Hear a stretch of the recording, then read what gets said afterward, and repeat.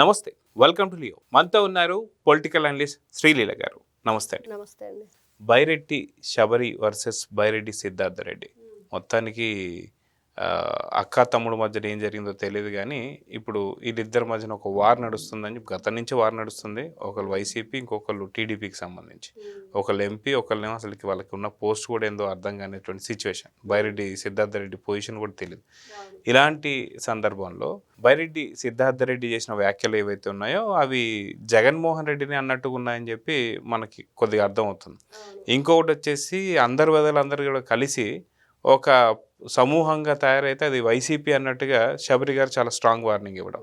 So మొత్తానికి కర్నూలులో జరుగుతున్న ఈ పోర్ని ఎలా చూడు. గతంలో కూడా మనం చూసాం ఈ బైరెడ్డి సిద్ధార్థ రెడ్డి మరి ఈ ఆడుదాం ఆంధ్ర పేరుతోటి ఏ విధంగా దోచుకున్నాడు, మరి ఈ రోజాతో కలిసి ఎలాంటి స్కీముల పేరుతో స్కాములు చేశారో కూడా. మరి సొంత ఇంటి ఆడపిల్లని గౌరవించడం అనేది వైఎస్ఆర్సీపీ పార్టీకి ఒక పెద్ద ఏంటంటే మనకి ఇట్లాంటి కొన్ని రూల్స్ ఉంటాయి అని చెప్తారు కదా. ఆ రూల్స్లో ఇది ఒకటి అనమాట. వైఎస్ఆర్సీపీ పార్టీ రూల్స్ ఏంటంటే ఇంట్లో చెల్లెల్ని గౌరవించకూడదు, తల్లికి చెల్లికి ఎటువంటి రాజకీయ పార్టీలో బాధ్యతలు ఉండకూడదు, ఆస్తి మొత్తం మేము ఒక్కరమే అనుభవించాలి, ఇలాంటివన్నీ కూడా కొన్ని రూల్స్ పెట్టుకున్నారు. వాటిని కరెక్ట్గా ఫాలో అవుతున్నాడు ఈ బైరెడ్డి సిద్ధార్థ రెడ్డి. జగన్మోహన్ రెడ్డి అడుగుజాడల్లో, కానీ అడుగుజాడల్లో నడుస్తున్నాడు కానీ ఆయన అనే మాటలన్నీ జగన్మోహన్ రెడ్డి గురించి అన్నట్లున్నాయి. తండ్రి పేరు చెప్పుకొని బ్రతకటం. సిద్ధార్థ రెడ్డి ఏమన్నది ఒకసారి మీకు వినిపిస్తాను.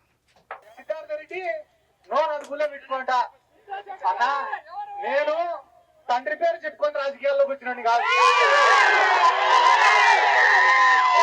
తండ్రి సంపాదించిన అక్రమాస్తులు అడ్డ పెట్టుకొని రాజకీయాల్లోకి వచ్చినాను కాదు, ఎలక్షన్ల ముందర 20 కోట్ల 30 కోట్ల సంచులు ఎత్తుకొని రాజకీయాల్లోకి వచ్చినాను కాదు, గెలిచినా ఓడిపోయినా పడినా. సో విన్నారుగా. సో ఇవన్నీ అన్న వ్యాఖ్యలు ఏవైతే ఉన్నాయో అవన్నీ సూటిగా జగన్మోహన్ రెడ్డికే గుచ్చుకున్నట్టుగా కనిపిస్తుంది. మీరేమంటారు? ఖచ్చితంగా అండి, కనిపిస్తుంది కదా. ఎవరు తండ్రి పేరు చెప్పుకొని ఎవరు రాజకీయాల్లోకి వచ్చారు, ఎవరు తండ్రి అక్రమ ఆస్తులు పోగేస్తే ఎవరు వాటిని అనుభవిస్తున్నారు, క్లియర్గా అర్థమవుతుంది ప్రతి ఒక్కరికి. ఇదేంటి బైరెడ్డి సిద్ధార్థ రెడ్డి ఫ్లైట్ ఫిరాయించాడు, జగన్మోహన్ రెడ్డితోనే ఉంటూ ఆయనకే వెన్నుపోటు పొడుస్తున్నాడు అనేది వినిపిస్తుంది. ఎందుకు మాట్లాడాడు ఈ రోజున వైఎస్ఆర్సీపీ పార్టీలో ఉన్న ఈ బైరెడ్డి సిద్ధార్థ రెడ్డి జగన్ గారి గురించి? వాళ్ళే తెలుసుకోవాలి ఈ రోజున ఆయన పిలిపించి.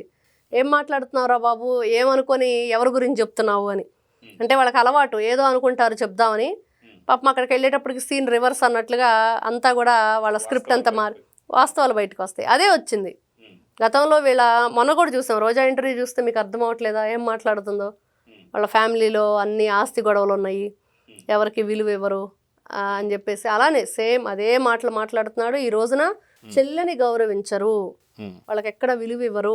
ఈ రోజున ఒకే కుటుంబానికి చెందిన వీళ్ళిద్దరూ కూడా, శబరి గారు ఇటు ఈయన సిద్ధార్థ రెడ్డి గారు, మరి ఆవిడ ఎన్నో సందర్భాల్లో వార్నింగ్ ఇచ్చి ఈ రోజున భారీ బహిరంగంగా నేను మరి ఏదైతే చర్చకు రెడీ అని అడుగుతున్నా కూడా వీళ్ళు వచ్చే పరిస్థితి లేదు. ఎందుకంటే అక్కడ ఎన్ని రకాల అక్రమాలు చేశారు, ఎన్ని రకాలుగా అవినీతి చేశారు, మరి వీళ్ళ దందా ఏంటి, ఎందుకు ఈ రోజున బయటకు వచ్చి ఇలాంటి అవాకులు చవాకులు పేలుతున్నారు? మరి నిజంగా వీళ్ళు ఏదైనా సవాలు విసిరితే తీసుకుంటారా? పొరపాటును కూడా తీసుకోరు. ఇది వాస్తవం. ఎవరికి ఆ ధైర్యం కూడా లేదు. సో ఓవరాల్గా చూసుకుంటే ఇటు బైరెడ్డి శబరి కావచ్చు చాలా స్ట్రాంగ్ వార్నింగ్ ఇచ్చింది.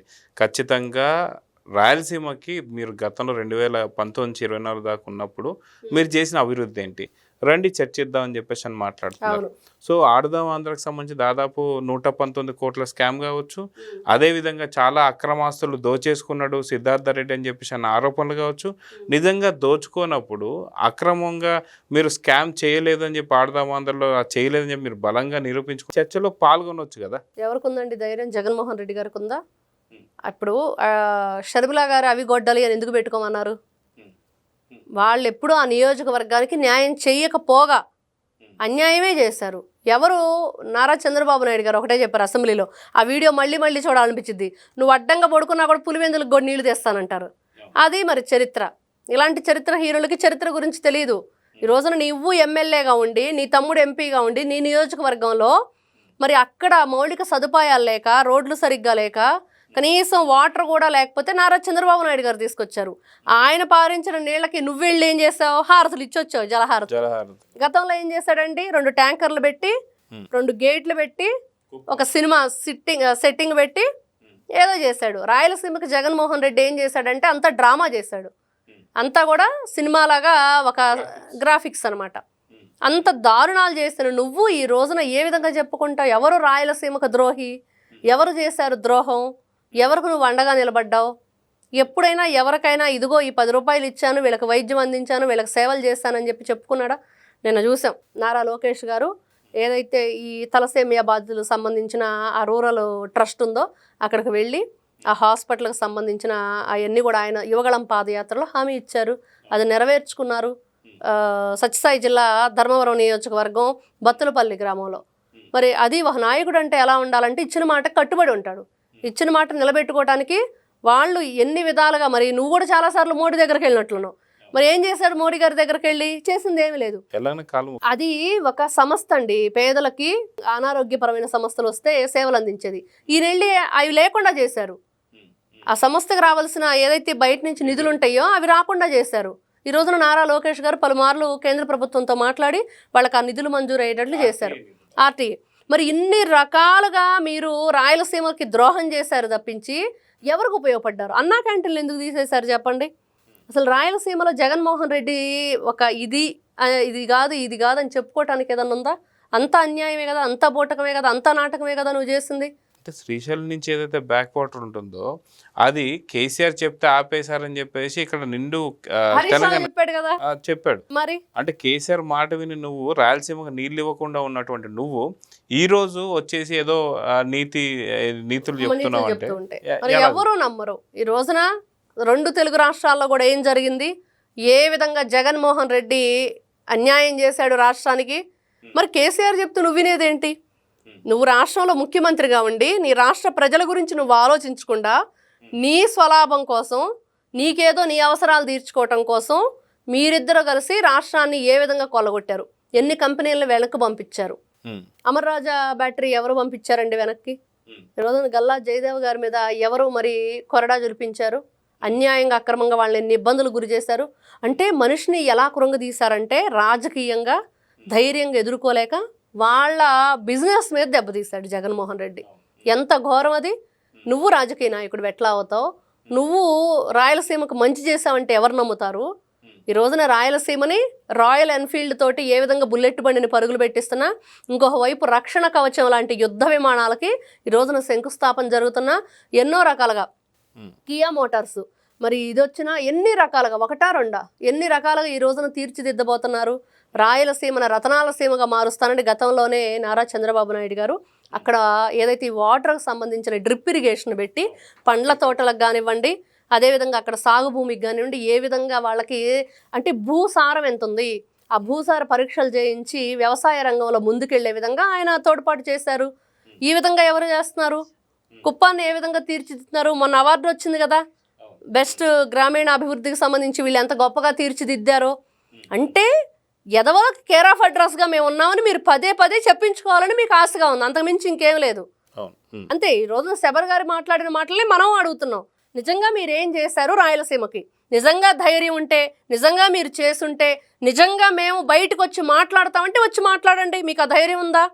ఊరికి రోజా గారు ఏదో మీకు దమ్ముందా, ధైర్యం ఉందా, ఏం చేస్తావు నన్ను అడిగిద్ది. ఇట్లాంటి వాటిల్లో వాళ్ళ ధైర్యం చూపెట్టమనండి. ఎవరేం చేస్తారు? ఎవరిని ఏం చేయరు. ఎవరు ఏ విధంగా దాని మీద ఫాలో అవ్వాలో ఆ విధంగా దాని మీద వాళ్ళు చర్యలు తీసుకుంటారు. అరెస్ట్ వారెంట్ తీసుకొని అరెస్ట్ చేస్తారు. కాబట్టి వీళ్ళు రాయలసీమ ద్రోహులు. జగన్మోహన్ రెడ్డి అనే వ్యక్తి రాయలసీమ ద్రోహి. నువ్వు రాయలసీమలో పుట్టి రాయలసీమకి నువ్వు ద్రోహం చేస్తావనేది వాస్తవం. ఈ రోజున బైరెడ్డి సిద్ధార్థరెడ్డి ఎంత అరిచి గీ పెట్టుకున్నా అందరికి వీణులు విందుగా ఉండి తప్పించి అదొక ఏదో పగటి వేషగాడు అరుస్తున్నట్లు తప్పించి నువ్వు ఒట్టి అరుపులు అరుస్తున్నా అదేదో ఒట్టరుపు అంటే గొడ్డుకి ఒట్టరుపులు ఎక్కువ అంటారు, ఒట్టి గొడ్డుకి అంతే. అవే వ్యవహారం, అదే శైలి. వీళ్ళు ఎక్కడ వీళ్ళ వల్ల రాయలసీమలో ఎటువంటి మంచి జరగలేదు. ఈ రోజున అన్ని విధాలుగా వాళ్ళకు మంచినీళ్ళు ఇచ్చిన, సాగునీరు, తాగునీరు, మౌలిక సదుపాయాలు అందించిన, ఇలాంటి ఇండస్ట్రీలు వచ్చి వేల లక్షల ఉద్యోగాలు కల్పన చేసిన యువతకి ఒక భరోసాగా నిలబడిన అది కూటమి ప్రభుత్వం చేస్తుంది. ఇది వాస్తవం. గతంలో నారా చంద్రబాబు నాయుడు గారు టీడీపీలో ఉన్నప్పుడు చేసిన, ఈ రోజున 3 పార్టీలు కలిసి కూటమిగా ఏర్పడిన అది రాయలసీమ కాదు, రాష్ట్రం అంతటా కూడా ఈ రోజున చక్కగా పరిపాలన అందిస్తున్నారు. అన్ని రకాలుగా అభివృద్ధి పదం వైపు, ఒకవైపు క్షేమం చూస్తున్నారు, అభివృద్ధి చేస్తున్నారు, సంక్షేమం చూస్తున్నారు, ఇన్ని రకాలుగా ముందుకెళ్తుంది. కాబట్టి వీళ్ళకి మాట్లాడే హక్కు లేదు అనేది వాస్తవం. సో అదిగాక మనం చూసుకుంటే గతంలో కూడా బైరెడ్డి సిద్ధార్థ రెడ్డి ఒక వ్యాఖ్య చేశారు. ఏమీ లేదు, ప్రజలందరూ కూడా అమాయకులు అంటూ ఒక స్టోరీ చెప్పాడు. ఏంటంటే ఒక కోడి తీసుకొచ్చేసి వదిలి, ఆ వదిలేన తర్వాత గింజలు తీస్తున్న టైంలో మళ్ళీ ఆ కోడిని తీసుకొచ్చేసి దాని యొక్క ఏవైతే పైన ఉన్నటువంటి ఒక రెక్కలు ఉంటాయో బొచ్చు మొత్తం కూడా పీకేసిన తర్వాత నొప్పికి చాలా బాధపడుతుంటుందంట కోడి. తర్వాత తీసిన తర్వాత మళ్ళీ కిందికి వదిలి మళ్ళీ 4 గింజలు వేస్తే ఆ నొప్పిని మర్చిపోయి ఆ గింజలు తింటుంటుంది. అంటే కరెక్ట్గా ఎలక్షన్ టైంకి మనం డబ్బులు పంచితే చాలు, వీళ్ళకి ఏమీ అర్థం కాదని చెప్పేసి అన్న ఒక స్టోరీ అయితే చెప్పాడు. నిజంగా అదే వ్యూహాన్ని ఏమన్నా పన్నబోతున్నారు? నిజంగా ఈసారి బొచ్చు బీకినా సరే కోడి ఆహారం తినేటప్పుడు నొప్పి మర్చిపోయినట్టు నిజంగా ప్రజలు అలాంటి వాటికి ఏమన్నా అలవాటు పడతారంటే ఏం చెప్తారు? ప్రాణమే తీసేస్తా అండి. ఈ రోజున నువ్వు ఏదో దాని ఈకలు బీకేస్తే ఏదో దానికి నొప్పి తెలియదు, గింజలు వేస్తే అంటున్నావు. మరి ప్రాణాలు తీసేస్తే దానికి ఎవరు బాధ్యులు? ప్రాణాలు లేకుండా చేస్తే వాళ్ళు పొట్ట మీద కొడుతున్నారు, మీరు గింజలు ఎక్కడ వేస్తున్నారు?